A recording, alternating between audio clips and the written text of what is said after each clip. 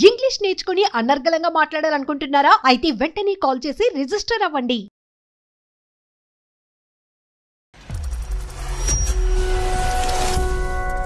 అర్పించు అందమైన జీవితం కార్యక్రమానికి స్వాగతం. నమస్తే కళ్యాణ్. నమస్తే జయ గారు. కళ్యాణ్ గారు, గీత అనే ఒక అమ్మాయి మనకి మెయిల్ చేసింది.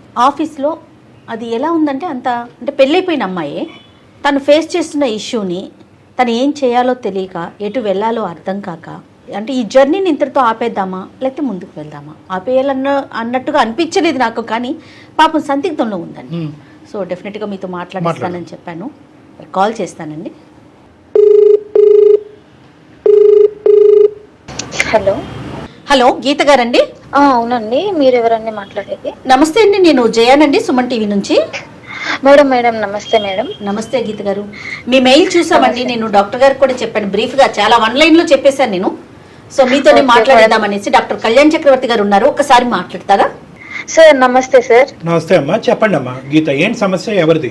సార్ నా పేరు వచ్చేసి గీత, మా ఆయన పేరు వచ్చేసి కృష్ణ సార్. మా ఇద్దరికి మ్యారేజ్ అయ్యి 1 ఇయర్ అవుతుంది సార్. అతనిని మా ఆఫీస్ లోనే మీట్ అయ్యాను. తను వచ్చేసి మా హెచ్ఆర్ అండి. సో అతను ఎలా అంటే గుడ్ లుకింగ్ అన్నమాట, ఎవరు చూసినా ఈజీగా అట్రాక్ట్ అయిపోతారు తనకి. సో నేను కూడా అలానే అట్రాక్ట్ అయిపోయాను కృష్ణ గారికి. సో అలా రోజు మాట్లాడుతూ ఉంటాము ఆఫీస్ లో. సార్ ఏం చేస్తున్నారు ఏంటి అనేది అలా మాట్లాడుకుంటూ కన్వర్జేషన్ అనేది స్టార్ట్ అయింది మ్యామ్. నాకేంటంటే బాగా నచ్చేసారు, అతను మాట్లాడే విధానం గానీ ఉండే విధానం గానీ చాలా బాగా నచ్చేసారు. ఆఫీస్ కి ఒక రోజు వస్తుంటారు, ఒక రోజు రారు. సో నేనేంటంటే తన కోసం వెయిట్ చేస్తూ ఉంటాను ఆఫీస్ లో ఎప్పుడు వస్తారా అని. అలా కంటిన్యూగా ఒక 20 days రాలేదండి. సో నేను ఎందుకు రావట్లేదు ఏంటి అన్న కన్ఫ్యూజన్ లో నేను సార్ కి కాల్ చేశాను, హెచ్ఆర్ సార్ కాల్ చేసి, సార్ ఏంటి ఎందుకు రావట్లేదు, ఇలా 20 days అవుతుంది కదా మీరు రాకుండా అనేసి అడిగితే, నేను ఇలా జాబ్ మానేశాను అనేసి అన్నారు. ఎందుకు సార్, ఏమైంది, రీజన్ తెలుసుకోవచ్చా అనేసి అడిగితే, నా పర్సనల్ ఇష్యూ అందుకనే రావట్లేదు అనేసి అన్నారు. సో మళ్ళీ నేను 2 days తర్వాత నేను మళ్ళీ రిటర్న్ కాల్ చేశాను. సార్ ఒకసారి కాఫీకి కలుద్దాము, వెళ్దామా ఈవినింగ్ అనేసి అడిగాను. సార్ అన్నారు లేదు నేను రానమ్మా అనేసి అన్నారు. నేను మళ్ళీ నెక్స్ట్ డే మళ్ళీ కాల్ చేసి, సార్ మళ్ళీ మీట్ అవుదాము, మీతో కొంచెం మాట్లాడాలి, మీకు ఒకటి చెప్పాలి, రండి సార్ కాఫీకి అనేసి చెప్పాను. తను వచ్చారు. సో అంటే పర్సన్ అనేది టోటల్ డిఫరెంట్ గా చేంజ్ అయిపోయారు. ఆఫీస్ లో ఉన్నప్పుడు మంచి గుడ్ లుకింగ్ గా స్టైల్ గా ఉండేవాళ్ళు, ఇప్పుడు మొత్తం బియర్డ్ పెంచేసుకొని హెయిర్ పెంచేసుకొని అలా టోటల్ చేంజ్ అయిపోయేసరికి నేను షాక్ అయ్యి, సార్ ఏమైంది, ఎందుకు అలా ఉన్నారు, ఎందుకు అలా చేంజ్ అయిపోయారు అనేసి అడిగాను. అప్పుడు తను స్టోరీ చెప్పారు, ఇలా నాకు లవ్ ఫెయిల్యూర్ అయింది, నేను ఇలా ఒక అమ్మాయిని ప్రేమించాను, తను ఇప్పుడు చనిపోయింది, సో దానివల్ల నేను కొంచెం బాధల్లో ఉన్నాను, డిప్రెషన్ లో ఉన్నాను, సో నాకు ఆఫీస్ కి కూడా రావాలనిపించట్లేదు అనేసి చెప్పారు. సో తను డిప్రెషన్ లో ఉన్నారు కదా, మన సైడ్ నుంచి హెల్ప్ చేద్దాం అనేసి నేను రోజు కాల్స్ చేయడము, మెసేజ్ చేయడము, సో ఇలాంటివి చేస్తూ నేను తనకి కనెక్ట్ అయిపోయాను, తను నాకు కనెక్ట్ అయిపోయారు. సో ఇలా 8 months లో మేము లవ్ లో పడిపోయాము. అంటే ఫస్ట్ నువ్వు ప్రపోజ్ చేసిన తర్వాత అతను ప్రపోజ్ చేశారా, లేదంటే ముందే అతను? లేదు సార్, నేనే ప్రపోజ్ చేశాను. నువ్వే ప్రపోజ్ చేసావు, దానికి అతను కూడా పెద్ద ఏమీ అంత సంకోచించలేదు, వెంటనే రెస్పాండ్ అయ్యాడు. అవును సార్, అంటే నేను ఫస్టే ప్రపోజ్ చేశాను సార్, కానీ అప్పుడు వద్దు అనేసి అన్నారు. కానీ తర్వాత నేను చూపించే కేరింగ్ కి, నేను చూపించే మోటివేషన్ కి. ఏజ్ గ్యాప్ ఎంత? అతను అంటున్నావు, అతని పేరేంటమ్మా? Sir Krishna sir. కృష్ణకి నీకు ఏజ్ గ్యాప్ ఎంతమ్మా? 3 years సార్. 3 years. గీతకి కృష్ణకి 3 years ఏజ్ గ్యాప్. ఓకే, పెద్దలకి ఎప్పుడు చెప్పారు? 8 months తర్వాత చెప్పాను సార్. ఓకే. పెళ్లి మరి? పెళ్లి అయ్యి 1 year వరకు అవుతుంది సార్. పెళ్లి అయింది, పెద్దల్ని ఒప్పించే మేము పెళ్లి కూడా చేసుకున్నాము. వరకు స్మూత్ గానే ఉంది. మీరు జాబ్ చేస్తున్నారండి ప్రెజెంట్ గీత? మేడం చేస్తున్నాను మేడం, సాఫ్ట్వేర్ జాబే చేస్తున్నాను. తను కూడా జాబ్ చేస్తున్నాను. ఒకే కంపెనీనా? మా కంపెనీ కాదు మేడం, ఇప్పుడు వేరే కంపెనీ. ఆ కంపెనీలో జాబ్ మానేసిన తర్వాత తను డిప్రెషన్ లో నుంచి బయటకు వచ్చిన తర్వాత వేరే కంపెనీలో జాయిన్ అయ్యారు జాబ్. ఆయన వేరే కంపెనీలో జాయిన్. అవును. తర్వాత అతను ఆ జ్ఞాపకాల గురించి కానీ ఆ ప్రేమ ఎంతవరకు కొనసాగింది, ఇవేమన్నా నువ్వు తర్వాత అడిగి తెలుసుకున్నావు, అతను ఏమైనా చెప్పాడు? ఇంకా అవేమి లేవు? లేదు సార్, నేనేమి అడగలేదు. ఎందుకంటే మళ్ళీ పాత విషయాలు గుర్తు చేసి బాధ పెట్టడం ఎందుకు అనేసి నేనే ఏం అడగకుండా కామ్ గా మేమిద్దరం చాలా హ్యాపీగా ఉన్నాం సార్. పెళ్ళైన తర్వాత కూడా మా ఇద్దరి మధ్య ఏ డిస్టర్బెన్స్ లేవు, ఏ మిస్అండర్స్టాండింగ్స్ లేవు, చాలా హ్యాపీగా ఉన్నాం. ఓకే, మరి ఇష్యూ ఏంటమ్మా, ఏమైంది? సార్ ఇష్యూ వచ్చేసి మ్యారేజ్ అయిన తర్వాత 3 months తర్వాత ఒక అమ్మాయిని తీసుకొచ్చారు సార్ ఇంటికి. సో ఆ అమ్మాయి వచ్చేసి అతని ఆఫీస్ లో కొలీగ్ అన్నమాట. నాకు చెల్లి అని పరిచయం చేశాడు. చెల్లి అంటే ఏ చెల్లి? చెల్లి. చెల్లిని పరిచయం చేయటం అంటే నీకు తెలియని చెల్లి ఎలా ఉంటది? కొలిక్ చెల్లి సార్. అది కొలిగి చెల్లి. ఈ చెల్లెలతో సగం తొలగిన సరే నువ్వు ఓకే. అప్పటి వరకు పరిచయం చేయనాడు, ఇప్పుడు ఎందుకు పరిచయం చేశాడు సడన్ గా చెల్లిని? అదే సార్ నేను అడిగాను ఎక్కడి నుంచి వచ్చింది తిని ఎవరంటే ఇలా జాయిన్ అయింది రీసెంట్ గానే, నాతో మంచిగా మాట్లాడుతుంది చెల్లి అనేసి చెప్పాడు. నేను ఏం క్వశ్చన్ అడిగినా గానీ ఇట్లా చెల్లి అనేసి చెప్పాడు. సో దానివల్ల ఏంటంటే నేను కూడా ఏం క్వశ్చన్ అడగలేదు, నాకు కూడా ఏం డౌట్ రాలేదు. సో అలా ఆమె కంటిన్యూగా 2-3 టైమ్స్ ఇంటికి వస్తూనే ఉంది సార్. ఇంటికి రావటం, మళ్ళీ వాళ్ళు ఫోన్ లో అన్నయ్య చెల్లి అని ఫోన్ లో మాట్లాడుకోవటం ఇవంతా నడుస్తూనే ఉంది. అవును సార్. నేను చెల్లినే కదా అనేసి నేను కూడా ఏం పట్టించుకోలేదు సార్. అలా కొన్ని డేస్ కొనసాగింది. సో తర్వాత ఒక రోజు మేము మా ఇద్దరికి ఇన్కమ్ బాగానే ఉంది, సొంత ఇల్లు కొనుక్కుందాము, ఇల్లు షిఫ్ట్ అవుదాం అనేసి నేనే అడిగాను. ఓకే షిఫ్ట్ అవుదాం అన్నారు. అప్పుడు అన్ని ప్యాక్ చేస్తుంటే ఏంటంటే తన ఓల్డ్ మెమోరీస్ ఫొటోస్ అన్ని నాకు కనిపించాయి. ఏం కనిపించింది అమ్మా? ఏముంది? ఒక బాక్స్ ఉందండి. ఆ బాక్స్ లో వచ్చేసి ఫొటోస్, కవితలు. ఆ ఫొటోస్ వెనకాల వాళ్ళు ఫస్ట్ డే మీట్ అయిన డేట్, వాళ్ళు ఏం మాట్లాడుకున్నారు, కవితలు ఉంటాయి, తను రాసిన కవితలు అవన్నీ ఉన్నాయి సార్ బాక్స్ లో. ఎవరు అమ్మాయి అంటే ఏ అమ్మాయి? ఆ ఫోటోలో ఉన్న పర్సన్ మా ఇంటికి వచ్చే పర్సన్ ఒకళ్ళే సార్. చెల్లా? అవును సార్. చెల్లిని ఆ విధంగా వరసల్ని కూడా ఎంత నాశనం చేస్తున్నారమ్మా. కాదమ్మా, ఇప్పుడు అతనికి ఈ అమ్మాయి ప్రేమించేటటువంటి అమ్మాయినే కొద్దిగా నీ దగ్గర నుంచి ఒక ఇండైరెక్ట్ లైసెన్స్ గురించి, వాళ్ళ ఫ్రీనెస్ గురించి చెల్లి కింద పరిచయం చేశాడు నీకు, అంతేనా? అవును సార్. అవును సార్. నాకు అది ఆ ఫోటో చూసినప్పుడే అర్థమైంది సార్. ఆ ఫోటో వెనక ఐ లవ్ యూ అని రాసుకోవడము, ఆ కవితలు అవన్నీ చూసిన తర్వాతే నాకు తెలిసింది సార్. సో ఇంటికి వచ్చినప్పుడు నేను అడిగాను, ఇలా ఫొటోస్ దొరికాయి, ఈ అమ్మాయి మన ఇంటికి వస్తుంది, మరి ఈ ఫోటో వెనకనేమో ఐ లవ్ యూ అని రాసింది, కవితలు ఉన్నాయి, మరి ఈ అమ్మాయి ఏమో చెల్లి అని పరిచయం చేసావు, మీరు ఫస్ట్ మీట్ అయిన డేట్ ఉంది, అసలు ఎవరు ఈ అమ్మాయి? అసలు చెల్లికి ఇట్లా ఎవడైనా ప్రపంచంలో రాస్తాడని అడగపోయావమ్మా? ఇంకా చెల్లి స్టోరీ ఏముందిలేండి, కానీ అతను ఆ విధంగా చెల్లి అన్నట్టుగా డిస్క్రైబ్ చేసి చూపెట్టి మేము నీ చెవులో ఏమొచ్చి పెద్ద పువ్వు పెట్టాడు. ఎందుకు చెప్పు అంటే తనేమో ఏం లేదు వదిలేయి, మ్యాటర్ వదిలే అనేసి మాట్లాడుతున్నాడు కూల్ గా. ఎన్నిసార్లు అడిగినా గానీ ఇదే రిపీటెడ్ గా చెప్తున్నాడు. నీకున్న సందిగ్ధ పరిస్థితి ఏంటమ్మా? ఇది భయంకరమైన పరిస్థితి. ఎందుకంటే నువ్వు చక్కగా ఆ అబ్బాయిని మోటివేట్ చేసి చచ్చిపోవలసినటువంటి మనిషికి ఇంకో జీవితాన్ని ఇచ్చి ప్రేమించినటువంటి అమ్మాయి స్థానాన్ని నువ్వు తీసుకుని ఆ విధంగా ముందుకు వచ్చినటువంటి అమ్మాయిని అసలు నువ్వు నీ పాదావందనం చేసి పూలతో పూజించాలి నిన్ను. అలాంటి నీకు వెన్నుపోటు పొడిచి చెల్లి అని పరిచయం చేస్తూ వేరే చెల్లిని తీసుకురావటం అనేది ఎంతవరకు సబబు? అంత దుర్మార్గత్వం ఎలా వచ్చింది? నీ క్వశ్చన్ ఏంటి? అదే సార్, నాకు అసలు ఏం అర్థం కావట్లేదు సార్. అసలు ఆ అమ్మాయి ఎవరు? పాస్ట్ లో చనిపోయిన అమ్మాయి అన్నాడు, తను ఎవరు? నేను ఇంకా పాస్ట్ విషయాలు ఏం అడగలేదు కదా సార్. చనిపోయిన అమ్మాయి ఎలా బతుకొస్తుందిలే అమ్మా, తీసి పక్కన పెడదాంలే. కానీ ఆ అమ్మాయి చనిపోయింది, ఆ అమ్మాయి క్లోజ్ అయిపోయింది, దాని గురించి అతను మరి ఈ అమ్మాయి చెల్లి అని పరిచయం చేసి మరి ఈ అమ్మాయికి ఐ లవ్ యూ అని చెప్తున్నాను. నాకు ఇప్పుడు చచ్చిపోవాలా బతకాలా అనేది నాకు ఏం అర్థం కావట్లేదు. ఇప్పుడు ఎలాగైతే కనుక ఆ అమ్మాయి చనిపోయిన తర్వాత నువ్వు ఎలాగైతే ముందుకొచ్చి మోటివేట్ చేసి కౌన్సిలింగ్ చేసావో, ఇంటి దగ్గర వేరే అమ్మాయి కౌన్సిలింగ్ చేసినట్టుంది ఆ అమ్మాయి ఈ అమ్మాయి. సో నిన్ను ఇక్కడ నడిపించాడు, ఆ అమ్మాయిని ఆ విధంగా నడిపించాడు. ఇంకెంతమంది నడిపిస్తున్నాడు? నీకు ఒక 10 మార్కులు ఎక్కువ వేసాడు కాబట్టి నేను పెళ్లి చేసుకున్నాడు. మరి పెళ్లి చేసుకున్న తర్వాత ఈ అమ్మాయిని ఇంటికి తీసుకురాకపోతే బాగుండదు కదా, ఈ రోజు కాకపోయినా రేపైనా చెల్లి అని తీసుకొచ్చాడు.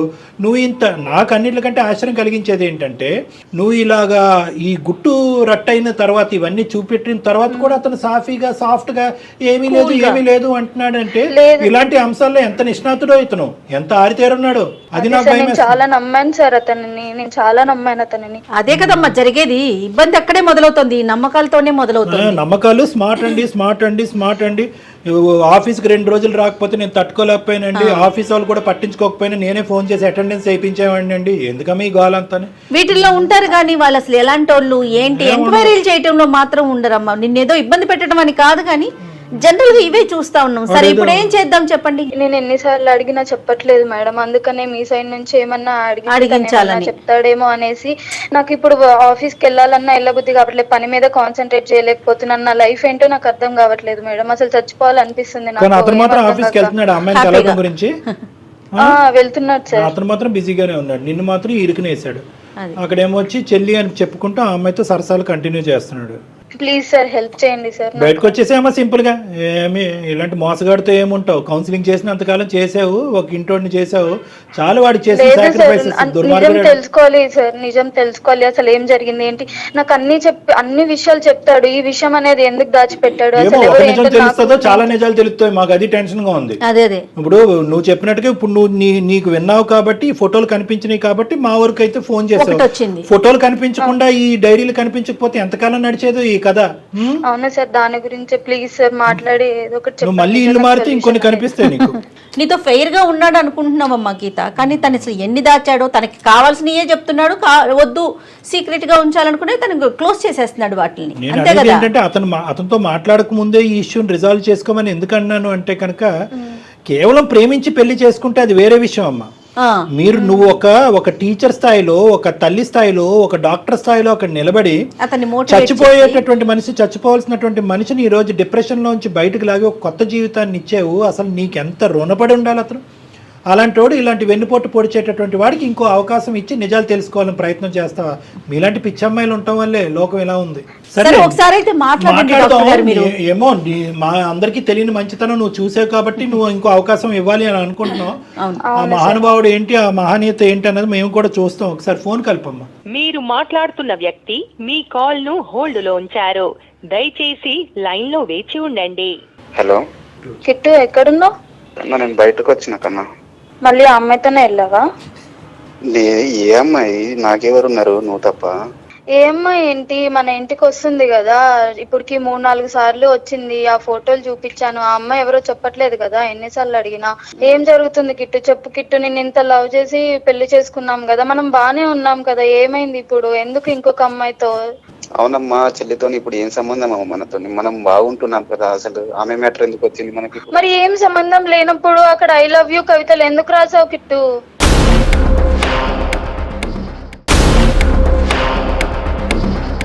నేను చెప్పాను కదా, గతం అంతా నువ్వే ఉన్నావు మొత్తము.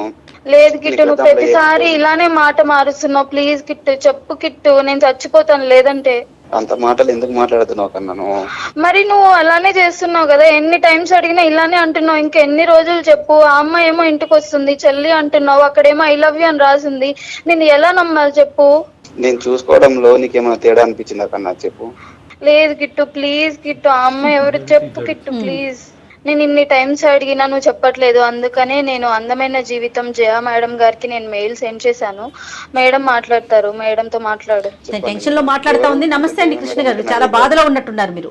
నమస్తే. నమస్తే మేడం. అదే చాలా బాధగా అనిపిస్తోంది మీ వాయిస్. అది కూడా ఇది సుమన్ టీవీ అందమైన జీవితం ప్రోగ్రామ్ అండి. నాతో పాటు డాక్టర్ కళ్యాణ్ చక్రవర్తి గారు కూడా లైన్ లో ఉన్నారు. గీతకి ఏం మాట్లాడాలో, తనకి ఏం చేయాలో తెలియక మా దాకా వచ్చారండి, మాకు మెయిల్ చేశారు మీ ఇద్దరి మధ్య జరుగుతున్న ఇష్యూ గురించి. ఏంటండి ఈ వ్యవహారం ఏంటి? నాకు ఆ రిలేషన్ని చెప్పడానికి కూడా నాకు నోట్లోంచి మాట రావట్లేదు. మీరు చెప్పిన రిలేషన్ వేరు, అక్కడ జరుగుతున్నది వేరు. అసలు అమ్మాయికి ఏం పాలు పోవట్లేదు. ఇప్పుడు అలా కాదు. ఇప్పుడు ఆ అమ్మాయి ఇప్పుడు ఈ అడ్డంగా వాదన అనేది చాలా దరిద్రంగా ఉంది.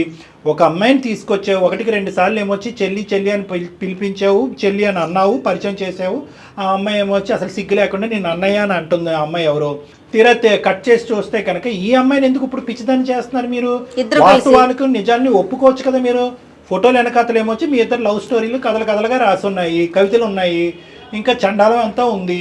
ఈ చండాలం అంతా చూసిన తర్వాత కూడా ఇది నిజం కాదు, ఆ అమ్మాయి చెల్లే చెల్లే చెల్లే అని చెప్పి ఎవరిని పిచ్చోలు చేస్తున్నారు మీరు?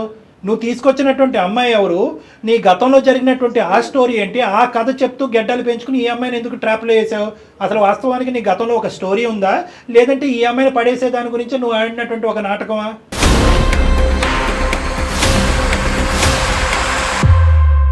ఫస్ట్ నేను అమ్మాయి రమ్య అనే అమ్మాయి లవ్ చేసుకున్నాం సార్. రమ్య ఎవరు? ఆ చనిపోయిన అమ్మాయి? చనిపోయిన అమ్మాయి సార్. చనిపోయిన అమ్మాయి. నువ్వు ఎంతకాలం లవ్ స్టోరీ మీది? రమ్య నేను 1 year లవ్ చేసుకున్నాం సార్. ఓకే. ఎలా చనిపోయింది అమ్మాయి? యాక్సిడెంట్ లో చనిపోయింది అని వాళ్ళ ఎవరు చేశారో తెలియదు సార్. ఇంటి నుంచో వారికి బయట నుంచో అని తెలియదు మాకు. ఓకే. కాల్ వచ్చింది సార్, ఒక అన్నోన్ కాల్ వచ్చి ఇట్లా యాక్సిడెంట్ లో చనిపోయారు అని వచ్చింది. వాళ్ళ ఇంటికి వెళ్ళి చూసే లోపు వాళ్ళ ఇంటికి తాళం ఉంది సార్. పక్కింటి వాళ్ళని అడిగితే వాళ్ళ సొంతూరుకి వెళ్ళిపోయారని అడిగితే వాళ్ళ సొంతూరు అనే డిస్కషన్ మాకు ఇద్దరి మధ్యలో ఎప్పుడు రాలేదు. 1 year. యాక్సిడెంట్ అయిన అమ్మాయిని మీరు చూడలే మీ కళ్ళతో? మా కళ్ళతో నేను చూడలేదు మేడం. అసలు మేము చనిపోయిందని నేను డిప్రెషన్ లో ఉన్నాను సార్ 1 ఇయర్ డిప్రెషన్ లో ఉండే టైంలో గీత అప్పుడు పరిచయం అయింది సార్ ఆఫీస్ లో నాకు. ఓకే. ఆమె వచ్చి నన్ను డిప్రెషన్ లో నుంచి బయటకి ఏదో ఒక మోటివేషన్ చెప్పి బయటకు తీసుకొచ్చేది మేడం నన్ను. ఆ తర్వాత అలా లవ్ మంచిగా కుదిరి ఆ తర్వాత పెళ్లి చేసుకున్నాం మేడం. మేము ఉండే ఇల్లు షిఫ్ట్ అయ్యే టైం దగ్గరకు వచ్చింది. షిఫ్ట్ అయ్యే టైంలో ఈ రమ్య పిక్స్ కనబడ్డాయి మేడం. అంటే ఇప్పుడు దాచుకున్నవి ఉంటాయి కదా మేడం కొన్ని. రమ్య చచ్చిపోయిందిగా, అంటే చనిపోయిన అమ్మాయి పిక్స్ అప్పుడు, మరి ఈ అమ్మాయి ఏమొచ్చి ఇప్పుడు ఇంటికి వచ్చిన చెల్లి పిక్స్ అంటున్నాడు. అది కిట్టు చనిపోయిందని చెప్పావు కదా, ఆ అమ్మాయి ఒకళ్ళేనా? చెల్లి అని పరిచయం చేసిన అమ్మాయి పాస్ట్ లో రమ్య ఒకళ్ళేనా? ఏం మాట్లాడయ్యా, చెప్పు కిట్టు. హలో హలో కాదు చెప్పు కిట్టు. బోలో. ఇద్దరు ఒకటే కన్నా. నాకు ఎందుకు చెప్పలేదు కిట్టు? మరి ఎంత పెద్ద ట్విస్ట్. ఇది ముందే చెప్పొచ్చు కదా. హ్యాపీగా ఉండే లైఫ్ ని ఇప్పుడు దాన్ని చీల్చడం కరెక్ట్ కాదు కదా రమ్య. అయితే మోసం అలా అని చేస్తావా? చెల్లి అని పరిచయం చేస్తావా? మోసం చేస్తావా? చెల్లిని పరిచయం చేస్తావా? చనిపోయిన అమ్మాయి ఎలా వచ్చింది అసలు? అసలు ఆ రమ్య చనిపోయిందని అన్నావు కదా, అంటే నువ్వు చూడలేదు కాబట్టి అమ్మాయి చనిపోలేదా? రమ్య మళ్ళీ ఎలా ప్రత్యక్షమైంది? అవును సార్, నేను చూడలేదు కాబట్టి నేను నమ్మాను. 1 ఇయర్ డిప్రెషన్ లో ఉన్నాను. ఆ తర్వాత నేను ఆఫీస్ లో మళ్ళీ హెచ్ఆర్ గా జాయిన్ అయినప్పుడు మళ్ళీ మెయిల్ వచ్చింది రమ్య అదే పేరుతోని, సేమ్ అదే పేరుతో వచ్చేప్పుడు నేను వెంటనే కాల్ చేసి రమ్మన్నాను ఆఫీస్ కి. అప్పుడు ఏమైందంటే వాళ్ళ అమ్మ నాన్న ఇద్దరు విడిపోయారు సార్ మేము చేయబట్టి. వాళ్ళ అమ్మ వేరే పెళ్లి చేసుకుంది, వాళ్ళ నాన్న వేరే పెళ్లి చేసుకున్నాడు. ఆ తర్వాత ఈమె ఎటు తోచని పరిస్థితి, ఆమె కాళ్ళపైన ఆమెనే నిలబడాలి. ఆ తర్వాత నేను ఆఫీస్ లో జాబ్ ఇప్పించాను. ఇప్పుడు ఇద్దరిని చూసుకునే బాధ్యత నాది సార్. ఇప్పుడు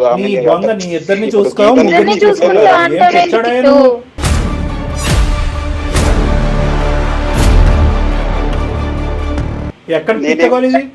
అలా కాదు, నువ్వు ఇద్దరిని చూసుకుంటావు, నలుగురిని చూసుకుంటావు అనేది తర్వాత మాట్లాడదాం.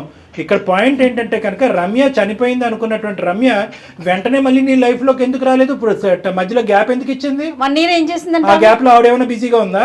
ఆమెని ఇంట్లో అరెస్ట్ చేశారంటే హౌస్ అరెస్ట్ చేసి ఫోన్లన్నీ తీసేసుకుని మాట్లాడనివ్వకుండా చేశారు. అవును. మళ్ళీ వాళ్ళ అమ్మ నాన్నకి ఏం ప్రాబ్లం వచ్చింది? వాళ్ళిద్దరు వేరే వేరే పెళ్లిళ్ళు చేసుకున్నారు అసహ్యంగాని. అయ్యో ఏమయ్యా, నువ్వేమైనా ఖర్చు చెప్తున్నావా మాకు? నిజమా ఇదంతా? గీతతో పెళ్లి అయ్యాక సార్ 1 ఇయర్ అంటే ఈ మధ్యలో మంచి హ్యాపీగా ఉండే లైఫ్ లో ఈ తర్వాత 3 months తర్వాత వచ్చింది. పెళ్లి అయిపోయినాక వచ్చినప్పుడు అమ్మాయిని ఆదుకోవాలంటే ఉద్యోగం ఇచ్చావు, అంతవరకు చూసుకో, అంతేగాని ఈ దరిద్రాలన్నీ ఏంటండి? పెళ్లి అయిపోయినోడివి నువ్వు చెల్లని పరిచయం చేయటం ఏంటి? అవును మేడం, ఇప్పుడు నా వల్ల తన లైఫ్ డిస్ట్రాయ్ అయింది కాబట్టి నేను చూసుకోవాలన్న ఒక ఎట్లా చూసుకుంటారండి? అసలు నీ వల్ల డిస్ట్రాయ్ అయిందని నువ్వు ఎలా అంటావు? ఆ అమ్మాయి యాక్సిడెంట్ అయిపోయినట్టు, చనిపోయినట్టు, తల్లిదండ్రులు ఇంట్లో ఏమొచ్చి హౌస్ అరెస్ట్ చేసినట్టు అక్కడంతా కథ జరిగితే నీ మీద నువ్వు ఎందుకు వేసుకుంటున్నావు? నా వల్ల అయ్యిందని చెప్పి. మేడం మీరే చెప్పండి మేడం. సార్ మీరే నాకు న్యాయం చెప్పాలి. చాలా అన్యాయం కాదు. ఇప్పుడు నీ మనసులో ఏముంది కృష్ణ? ఇప్పుడు నువ్వేం చెప్పాలనుకుంటున్నావు? ఇందాకటి నుంచి నువ్వు ఒక మాట అంటున్నావు. చెప్పు కన్నా. ఇన్ని రోజులు నమ్మాను కాబట్టి నువ్వు చెప్పినవన్నీ నమ్మాను. ఇప్పుడు ఆ ఫోటో చూసిన తర్వాత నాకు నమ్మకం అంతా పోయింది. ఇప్పుడు నమ్మకం రావాలంటే ఏం చేయాలి కన్నా చెప్పు. నువ్వు చెప్పి ఏం చేయాలి? ఇప్పుడు ఆ అమ్మాయి ఈ అమ్మాయిని కూడా అన్నయ్య అని చెప్పి వేరే వాళ్ళని తీసుకొచ్చి ఇంట్లో కూర్చోబెట్టాలా? ఓకేనా నీకు? మరి అది కూర్చోబెడుతుంది సార్. నేను ఇప్పుడు చెల్లె అని చెప్పి ఇంటికి వచ్చి తీసుకొని వస్తున్నాను కదా సార్. నేను దుర్మార్గుడా, ఇప్పుడు నేను చెల్లె అని చెప్పడానికి సార్ ఒక రీజన్ ఉంది. ఇప్పుడు హ్యాపీగా ఉండే లైఫ్ లో మేము హ్యాపీగా మళ్ళీ ఇప్పుడు అది నాకు పాస్ట్ అదే అమ్మాయి ఇదే అమ్మాయి అని చెప్పామనుకో లైఫ్ కూడా అంటే ఇక్కడ నా హ్యాపీ లైఫ్ అని అంటున్నావు. ఏమయ్యా, ఎంతకాలం చెప్తే ఈ ప్రయాణం చేద్దాం అంటే మోసం చేసైనా కూడా ఈ అమ్మాయిని గీతని హ్యాపీగా ఉంచటమే నీ కర్తవ్యమా? కుదిరిన రోజులు ఇలానే చెప్పేవాడిని. అలాగే చెప్పాలా? ఎక్కడ దొరకవయ్యా నువ్వు? చెల్లి అని పరిచయం చేసినటువంటి అమ్మాయి నీ చెల్లి కింద పరిచయం చేసావా, లేదంటే గీత ఇదిగో నీకు చెల్లి లాంటిదని చెప్పి ఈ అమ్మాయిని పరిచయం చేసావా? గీత నీ చెల్లి లాంటిదని పరిచయం చేసావా? అమ్మ నీ దుంపతేగా, నువ్వు మామూలు కాదురా. కాదు ఇప్పుడు అయితే ఇప్పుడు నీకు ఆ అమ్మాయికి చెల్లి, నీకు మరదలా? ఏం మాట్లాడుతున్నావు? నీకు అసలు బుర్ర ఉందా? అసలు నిన్ను ఎలా వర్ణించింది అంటే ఆ అమ్మాయి ఇందాక మరి. గీత రాముడండి దేవుడండి అసలు అటువంటి అతను అటువంటి హ్యాండ్సమ్ ఏమో ఎంత హ్యాండ్సమ్గా ఉన్నావు మాకు కనిపించలే కానీ ఫోన్లో ఉన్నావు ఎంత గొప్పోడండి అంత గొప్పోడంటే కనుక ఆ అమ్మాయి నిన్ను డిప్రెషన్ నుంచి బయటికి లాగేసి నిన్ను గట్టినేసి ప్రేమించి పెళ్లి చేసుకుందంటే కనుక నువ్వు ఎంత మహాత్ముడో ఎంత మహనీయుడో అని అనుకున్నావు.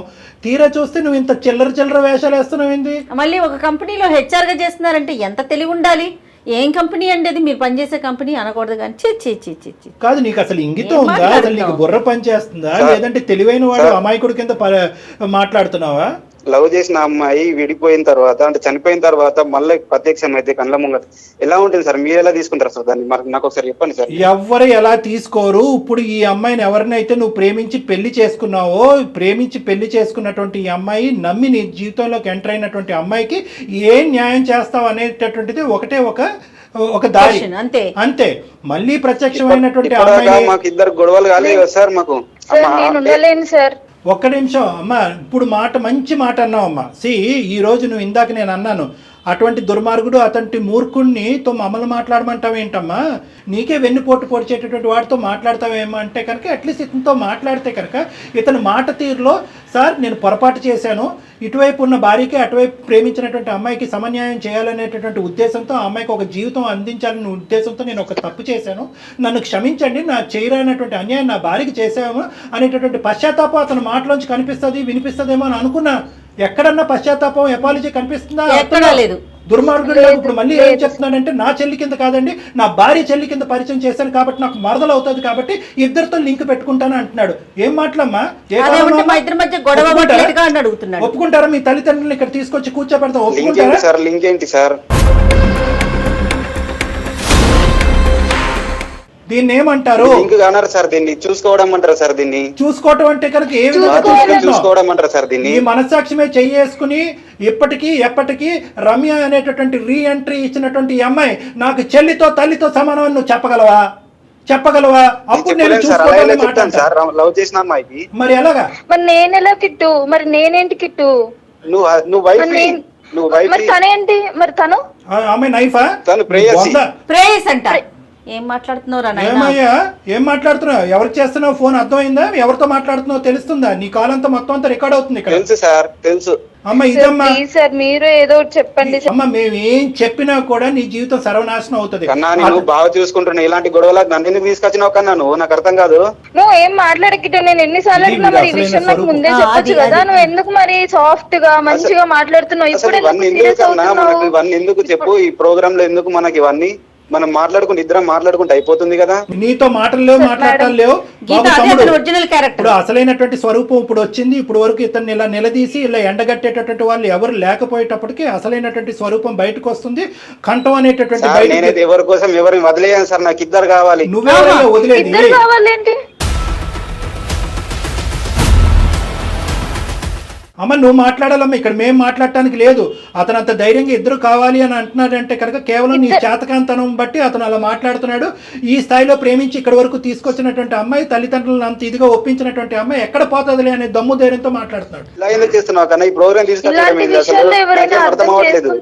మరి నువ్వు ఇది ముందే చెప్పొచ్చు కదా. ఇలా అబద్ధాలు చెప్పి నాటకాలు ఎందుకు చెప్తాను? చెల్లి కాదు గీత, నీకు ఒకే ఒక మాట చెప్తున్నాను.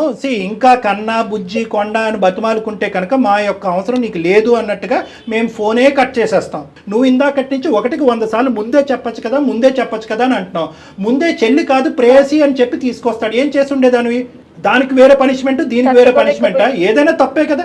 అంత ఆ మనిషి యొక్క క్యారెక్టర్ డిస్ప్లే అవటానికి చెల్లి విధంగా పరిచయం చేసి గత ప్రేమికురాలని మళ్ళీ ప్రత్యక్షంగా తీసుకొచ్చాడంటే అతనికి వావి వరసలు తెలియవు అనేటటువంటి దానికి అదొక నిదర్శనమే తప్ప it will not change your life story.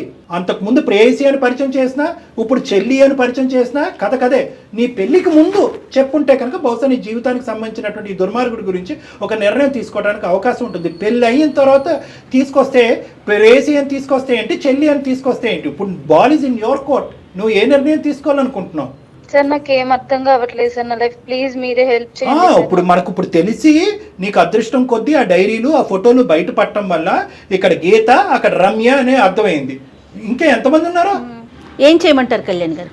అమ్మాయికి మీరేమి ఎలాంటి ఇప్పుడు సలహా ఇస్తారు? ఒకటే మేడం, అతను ఏమంటున్నాడంటే చాలా స్ట్రాంగ్ గా ఒక మాట అంటున్నాడు. ఏమంటున్నాడంటే ఇద్దరిని ప్రేమిస్తున్నాను కదా, ఇద్దరిని నేను తక్కువ చూసుకున్నాను. నువ్వు చూసుకునేది ఏంటి? ఆ అమ్మాయి ఉద్యోగం చేసుకుంటుంది, ఆ అమ్మాయిని ఆ అమ్మాయి చూసుకోవాలి. నువ్వు డిప్రెషన్ లో ఉన్నప్పుడు ఈ అమ్మాయి వచ్చి నిన్ను చూసుకుంది. నీకు ఒక ఆధారం కావాలి.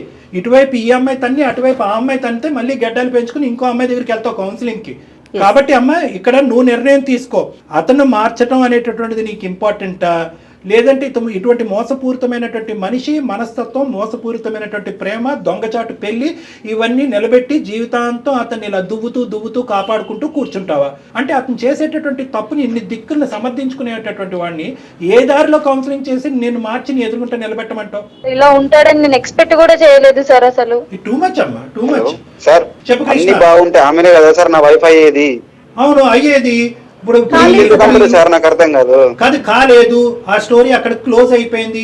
ఈ అమ్మాయిని పెద్దల సమక్షంలో ఇరువైపులు పెద్దల నుంచి ఎంతో గౌరవప్రదంగా పెళ్లి చేసుకున్నారు. పెళ్లి చేసుకున్నప్పుడు ఈ అమ్మాయి వైఫ్ అయింది. ఇప్పుడు ఆ అమ్మాయి ఏమవుతుంది? నేను నిన్నే అడుగుతున్నాను, ఆ అమ్మాయి ఏమవుతుంది? అప్పుడు ఆ అమ్మాయి శారీరకంగా అప్పుడు చనిపోయినటువంటి అమ్మాయి ఈ రోజు మళ్ళీ పుట్టుకొచ్చింది అనుకుంటే కనుక ఇప్పటికీ కూడా అమ్మాయి చచ్చిపోయినట్టుగానే భావించి ఇంకా అది అక్కడతో తెగదెంపులు చేసుకుని ఈ అమ్మాయితో ప్రయాణం కొనసాగించాలి. అది తీర్పు. దీనికి నేను అక్కర్లే డాక్టర్గా. మీ అమ్మ నాన్న వాళ్ళ అమ్మ నాన్న పిలిచినా కూడా వాళ్ళు ప్రత్యక్షంగా ఇలా చెప్పడమే కాకుండా నీ 2 చెంపలు చెల్లుమనిపించి నేను చెప్పినటువంటి మాటే మాట్లాడతాడు. పంచాయతీ పెడదామా? ఇరువైపుల కుటుంబాలు తీసి 4 మంచి మాటలు చెప్తారు, వీటి మీద 4 చివాట్లు వేస్తారు నీకు. అట్లాగే ఆ అమ్మాయి పేరెంట్స్ ని కూడా పిలుద్దామండి, రమ్య పేరెంట్స్ ని కూడా పిలిపిద్దాం. లాజికల్ పిలిపిద్దాము. అట్లా అని ఈ అమ్మాయిని వదిలేను, అట్లా ఆ అమ్మాయిని వదిలేను. నువ్వు ఇక్కడ నిర్ణయాలు తీసుకునేటటువంటి హక్కు, ఆ స్థానం, ఆ విలువ, ఆ మర్యాద నీకు లేవు. కాబట్టి ఈ అమ్మాయి కావాలి, ఆ అమ్మాయి కావాలి, పై అమ్మాయి కావాలి, కింద అమ్మాయి కావాలని మాట్లాడే హక్కు నీకు లేదు. ఏ అమ్మాయి కావాలి వాళ్ళు డిసైడ్ చేసుకోవాలి. సరే, ఆ రమ్య అనేటటువంటి అమ్మాయికి నీలాగే సిగ్గుమాలినటువంటి అమ్మాయి, బుద్ధి లేనటువంటి అమ్మాయి, వాళ్ళ తల్లిదండ్రులు అలా ఏడ్చారు కాబట్టి ఆ అమ్మాయి బందికానలో ఉంది. ఇక్కడి వరకు వచ్చిన తర్వాత అరే గీత అనేటటువంటి అమ్మాయి జీవితం సర్వనాశనం అవుతుంది, నా ప్రేమను ఇక్కడ తెగదెంపులు చేసుకుంటానని చెప్పి ఆ అమ్మాయి వెనుదిరుగుంటే కనుక ఆ అమ్మాయి గురించి కొద్దిగైనా మేము మర్యాదగా మాట్లాడి ఉండేవాళ్ళం. ఆ అమ్మాయి ఇక్కడికి వచ్చి నేను పట్టినటువంటి దీనికి 3 కాళ్ళు అన్నట్టుగా నిన్ను తనుకుని వెళ్ళిపోయి చెల్లిగా పరిచయం చేసేసుకుని నీకు బుద్ధి లేదు, నీకు బుద్ధిహీనత. ఆ రమ్య కన్నా కొద్దిగానో బుద్ధి ఉండాలి కదా. ఆ అమ్మాయి గడ్డి తింటుందా? మళ్ళీ మీ కాపురం చెడగొడుతూ ఎందుకు బతకాలి? ఎవరున్నారు అనేటటువంటిది ఇక్కడ అసందర్భం, అనవసరం.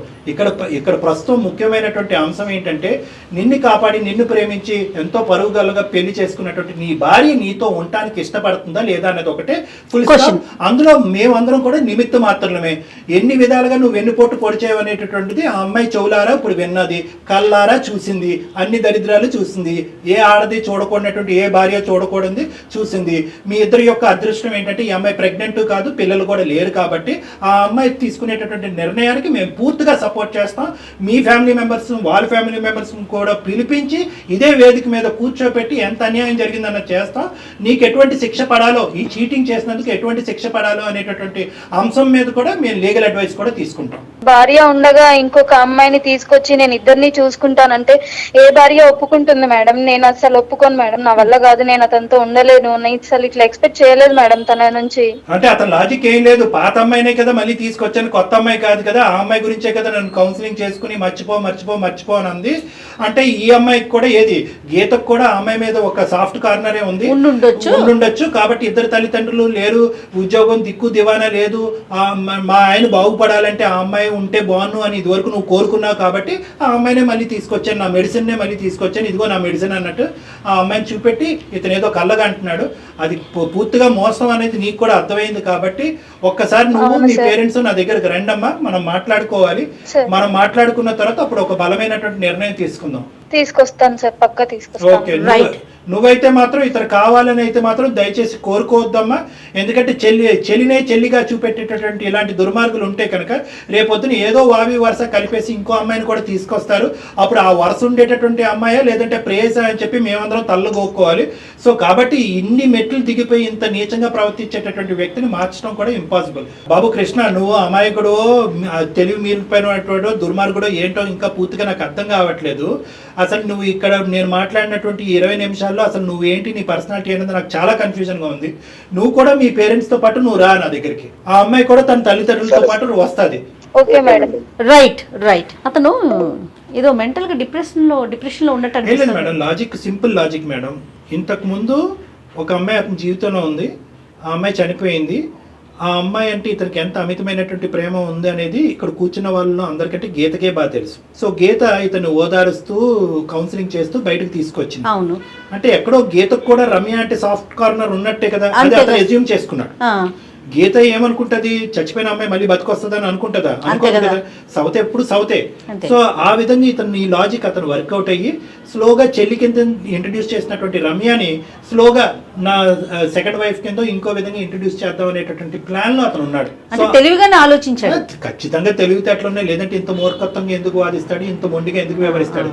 ఎక్కడ పోతుంది ఈ అమ్మాయి? నన్ను ఓదారుస్తూ ఈ లెవెల్ వరకు తీసుకొచ్చినటువంటి గీత ఎక్కడ పోతుంది అనేది మాట్లాడుతున్నాడు. ఇప్పుడు ఏమవుతుంది అంటే జరగబోయేది కూడా ప్రేక్షకులు చూసి ఆలోచిస్తూ ఉంటారు కాబట్టి చెప్తున్నాను ఏం జరగబోతుంది అనేది. అంటే నా ఎస్టిమేట్స్ నాకు ఉంటాయి కాబట్టి. ఇప్పటి వరకు అతనుకున్న మొండి ధైర్యం ఏంటంటే కనుక గీత ఎక్కడికి పోతుంది. ఇప్పుడు గీత గీసింది. గీత గీసింది అంటే పోరా బాబు, నువ్వు ఇద్దరిని ఉంచుకునేది, నిన్ను చూసుకునేది, ఇద్దరికి సమన్యాయం చేసేది ఏంటి? నువ్వు ఏదైనా న్యాయం చేసుకుంటే అక్కడికే చేసుకోపో, అమ్మాయి దుబేరా బాబు అన్నట్టు మాట్లాడింది కదా. ఇప్పుడు అతనికి రియలైజేషన్ వచ్చి ఫోన్ పెట్టేసే ముందు ఫోన్ పెట్టేస్తూ సార్ నేను కూడా వస్తాను అంటే మెట్టు దిగేటమాట. ఇప్పుడు ఈ మెట్టు దిగేటటువంటి తత్వం అతనిలో ఏమన్నా పర్మనెంట్ మార్పు వస్తుందా అనేటటువంటిది ఒక్కసారి మనం ఆలోచించి దీనికి ఈ పనిష్మెంట్ ఉండబోతుంది. ఇదే విధంగా నీకు ఏ విధంగా అయితే గీత కౌన్సిలింగ్ చేసి నీ జీవితంలో గీతను బయటికి లాగేస్తామో అదే విధంగా రమ్యను కూడా కౌన్సిలింగ్ చేసి ఆ అమ్మాయి కూడా నీ జీవితంలో లేనట్టుగా చేస్తా ఉంటే కనుక అప్పుడు ఇంత గెడ్డం కాదు, మొత్తం పెద్ద తోకలాంటి గెడ్డం పెంచుకుని రోడ్డు మీద అడుగుతున్నాడు. కాబట్టి ఆ పరిస్థితి, ఆ థ్రెట్ ఇతనికి చూపెట్టగలిగితే కనుక మార్పు రావడానికి ఒక అవకాశం ఉంది. ఆ మార్పు వచ్చేటట్టు ఉంటే, ఆ మార్పు పెర్మనెంట్ అనేటటువంటి నమ్మకం నాకు వస్తే అప్పుడే వీళ్ళిద్దరిని కలుపుదాం, లేదంటే వద్దు మేడం. డెఫినెట్గా కళ్యాణ్ గారు మీరు ఇంత బలంగా చెప్తున్నారు అంటే కనుక అతని క్యారెక్టర్ ఏంటో అర్థమవుతా ఉంది. డెఫినెట్గా మిమ్మల్ని కలిసాక దాన్ని బట్టి నిర్ణయం తీసుకున్నాం. రైట్ అండి, నమస్తే. కాళ్లలో నొప్పి, నరాల వాపు వంటి లక్షణాలతో బాధపడుతున్నారా? వెరికోస్ వెయిన్స్ లో అత్యాధునిక చికిత్స ఏవిస్ వాస్కులర్ సెంటర్.